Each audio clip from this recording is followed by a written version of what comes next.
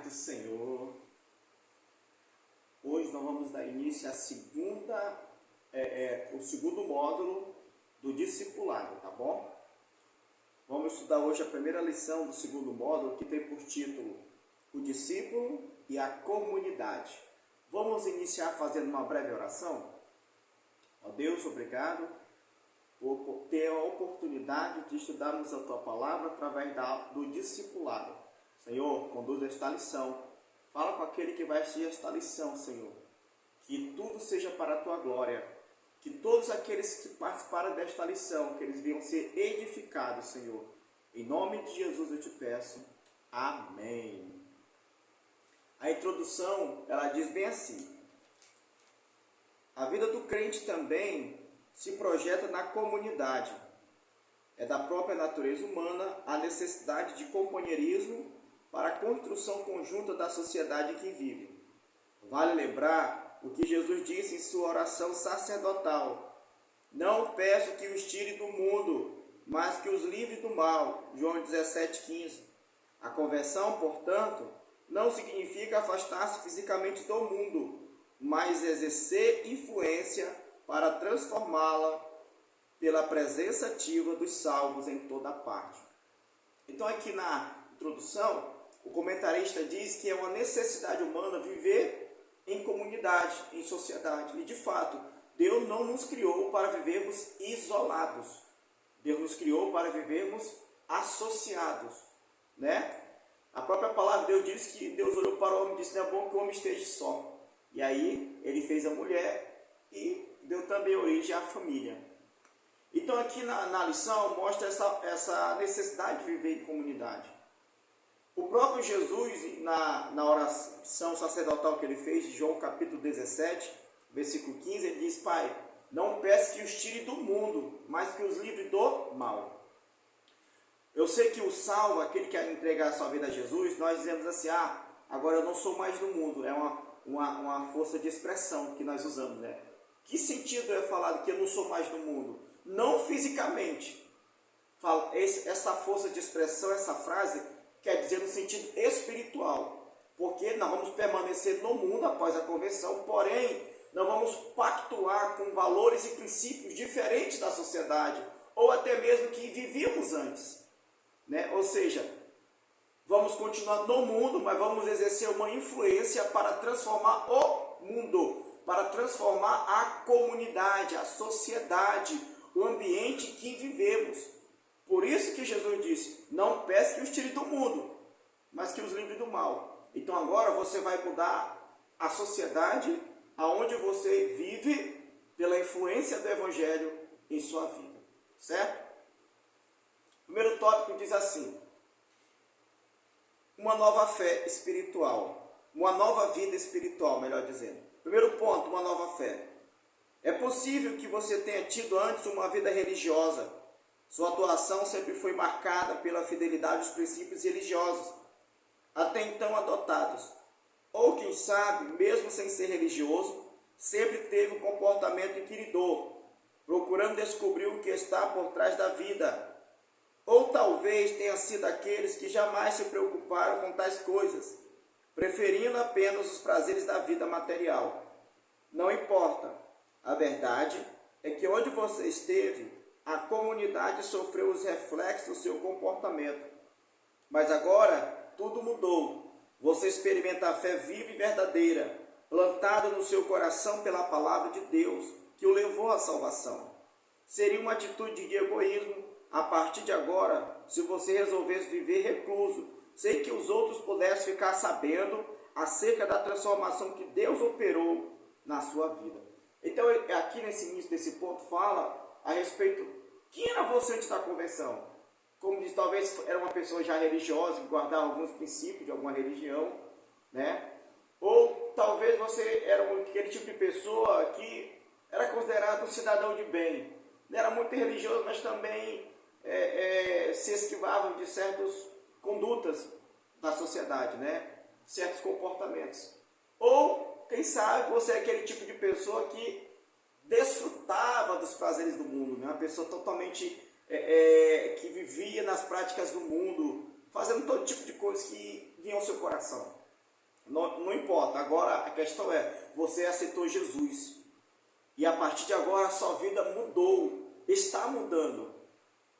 E agora você vai ter que compartilhar com a sociedade essa mudança. Por quê? Porque houve um impacto na sociedade, a sua vida impactou onde você vivia, as pessoas que lhe conheciam, a sua família.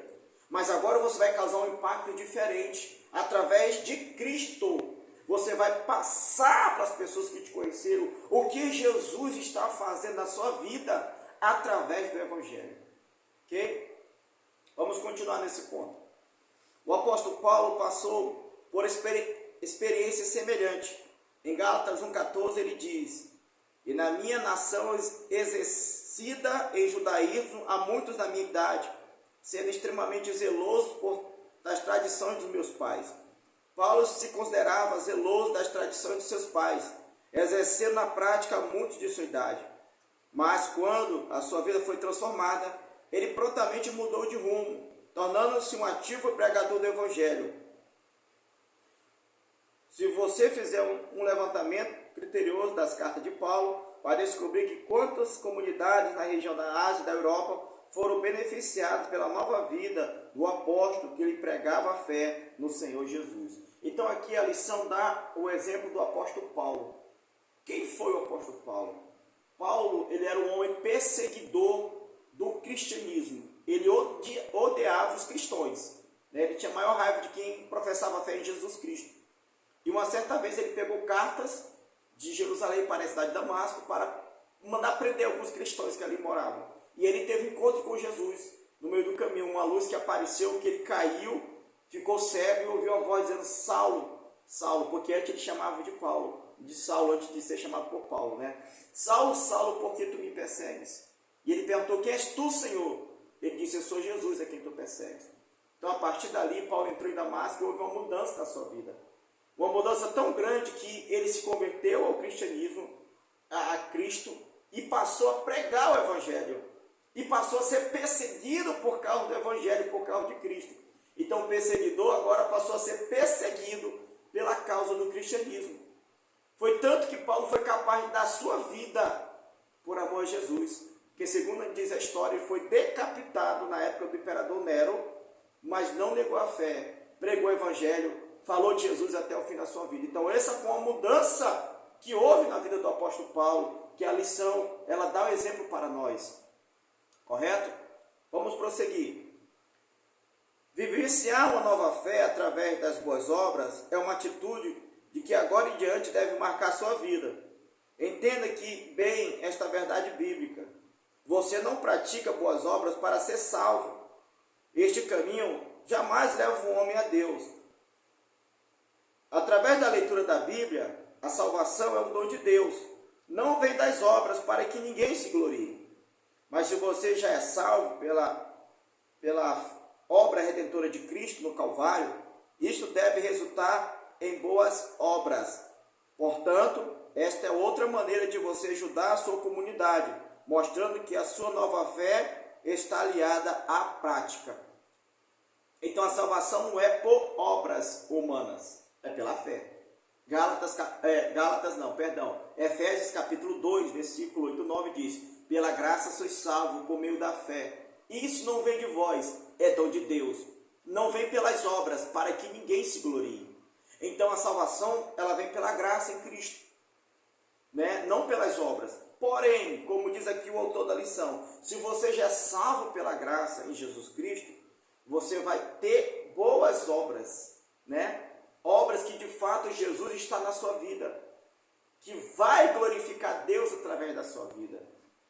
E como diz aqui também o comentário da lição, mostrando que sua nova fé está aliada à prática. Então, se de fato Jesus mudou a sua vida, você vai demonstrar pelas práticas. Ou seja, a sua vida vai ter uma mudança. Vai ter uma mudança de 180 graus. Ou seja, você estava caminhando por uma direção e houve uma mudança de 180 graus na sua vida, e você vai passar agora a caminhar por uma direção totalmente oposta. Tá bom? Louvado seja Deus. Segundo ponto, uma nova esperança. A fé resulta também em esperança, a âncora da nossa salvação. Vale salientar que a esperança do cristão nunca morre, pois o choro pode durar uma noite, mas a alegria vem pela manhã. Salmo 30, versículo 5. Em outras palavras, esta esperança traz certeza não só para a eternidade, mas também para a vida terrena. O salvo é, portanto, um idealista, que por força de sua fé, enxerga acima das circunstâncias para sempre viver em triunfo. E como tal, espalha otimismo onde quer que chegue, contagiando os demais em busca da superação dos obstáculos aparentemente intransponíveis. Então agora uma nova esperança. Você tem a esperança, uma nova esperança em seu coração pelo Evangelho que trouxe em Jesus Cristo. A esperança da glória, da vida eterna.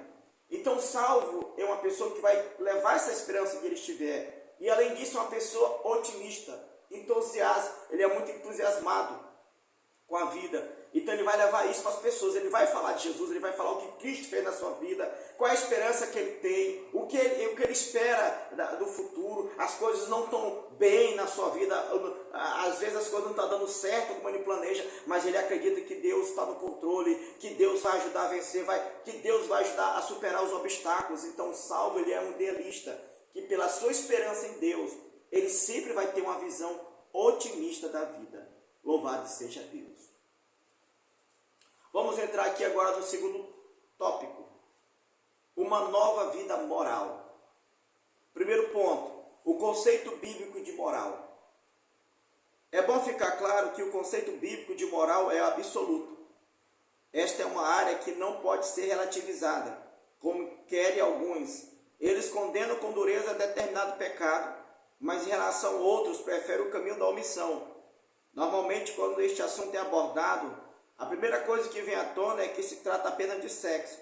Mas segundo os padrões bíblicos, isto implica também em finanças, a palavra empenhada, a sinceridade no lidar com superiores imediatos, a retidão no cumprimento das normas, o não comportamento com os valores mundanos e o apego à ética cristã a toda prova. É preciso que todas estas áreas sejam consideradas, inclusive a sexual, no que tange o nosso comportamento perante a comunidade. Jesus disse: se a vossa justiça não exceder a dos escribas e fariseus, de modo nenhum entrarei no reino dos céus. Mateus 5,20. Então fala aqui agora a respeito do conceito moral. Interessante, Jesus fala em Mateus 5,20, que se a vossa justiça não exceder a dos escribas e fariseus, o que é exceder? Está acima, ser superior. De modo nenhum vocês entrarão no reino dos céus. Porque os fariseus e escribas, eles tinham a fama de serem hipócritas. Hipócritas é alguém que ensina algo e não pratica, não vive. Então não é isso que Deus quer para a minha e para a sua vida. Então a questão de certas práticas que Deus condena, né? Que ferem o moral, pecado. Não só a questão ligada sexual, como foi falado, adultério, né? Que é a relação extraconjugal, o homem casado ou a mulher casada fazendo relação com outra pessoa, com outro homem, com outra mulher. A fornicação, que é a relação sexual entre solteiros, que a Bíblia também condena, é pecado. Né? A pornografia. Mas também ele fala aqui sobre outras questões. A palavra empenhada, o crente tem que ter palavra. A questão financeira, tem que comprar e pagar. Né? A questão da mentira. Né? O comportamento em respeito ao seu superior, ao seu patrão. Então, isso vai implicar em várias áreas, né? Não só a questão sexual. Vai de fato mexer com o caráter, com o nosso caráter, com a nossa personalidade. E isso é muito sério, né? Nós temos que de fato mostrar que o nosso conceito mudou. Se antes a pessoa vivia uma vida na mentira, na prática da prostituição, né? No alcoolismo, nas drogas, ele vai ter que mudar, ele vai mudar. Vai ser uma pessoa diferente. Por quê? Porque agora Jesus está na sua vida e ele passou por uma transformação, pela regeneração, pelo Espírito de Deus. Segundo ponto, como somos vistos pela comunidade? Vale a pena parar um pouco e refletirmos. Como o nosso comportamento está refletindo sobre a comunidade? Como as pessoas que nos cercam estão julgando a nossa maneira de pensar e agir? O que elas pensam acerca do uso que fazemos do dinheiro? Como elas encaram o nosso relacionamento com o sexo oposto? Será que nos julgam cumpridores das normas que regulam as relações sociais? Você agora é um novo crente e está iniciando uma nova vida. É provável que em alguns pontos seu passado não tenha sido promissor. Em outros, talvez tenha tido um comportamento considerado normal para os padrões gerais. Só que hoje você está vivendo na dimensão do Espírito Santo. Isto significa produzir frutos sadios que testemunhem diante dos homens a boa qualidade espiritual da árvore. Então aqui fala a questão de como a sociedade nos vê. Qual o nosso comportamento? Qual o testemunho que nós temos dado? Isso é muito importante. Principalmente se você teve um passado não tão promissor. Uma pessoa que vivia era um alcoólatra, uma pessoa que era usuária de drogas ilícitas, que vivia na prática da prostituição. Ou talvez você era uma pessoa considerada pelos padrões do mundo, uma pessoa, entre aspas, normal, um cidadão de bem, mas que praticava coisas que, para a lei até não é errado, mas que aos olhos de Deus, nas leis de Deus, era pecado. Então, você agora tem que ter uma mudança. As pessoas têm que ver essa mudança. Tem que ter um testemunho. Não tem como a pessoa andar com Jesus e dizer que tem Jesus na sua vida e não passar por uma transformação. A Bíblia diz em 2 Coríntios 5,17, se alguém está em Cristo, nova criatura é. As coisas velhas já passaram, eis que tudo se fez novo. Então, tem que ter uma mudança. Até porque as pessoas vão esperar isso. As pessoas vão esperar uma mudança nas nossas vidas. Então, nós temos que mostrar para as pessoas que, de fato, Jesus entrou na minha vida e tem mudado o meu caráter, a minha maneira de viver, meu comportamento para a sua glória. Terceiro tópico, vamos falar agora sobre uma nova vida social. Primeiro ponto, novas relações sociais. Este ponto tem maior implicação com a área do relacionamento. Antes de converter-se, é provável que você, sob a alegação do convívio social, tenha frequentado lugares impróprios, sem se dar conta do mal que isto representava. Mas seus olhos espirituais agora estão abertos para discernir quais são as boas amizades, que tipo de lugar pode ser frequentado sem colocar sua vida espiritual em risco, e como afastar-se daquelas situações que vão levá-lo, sem dúvida, ao fracasso. Nada melhor do que o conselho do Salmo 1 para se meditar. Então aqui fala a respeito das novas relações sociais. Então você se converteu, você sabe que seus olhos espirituais foram abertos, seu entendimento, você sabe que tem certos lugares que não tem como você andar mais. Não convém para você. Certas amizades que você tinha, você vai ter que se afastar.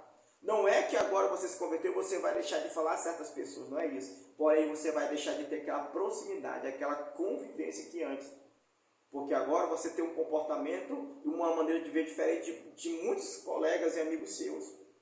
A Bíblia diz que as trevas não têm comunhão com a luz, você agora é filho da luz. Então você vai ter que manter uma certa distância de certas pessoas.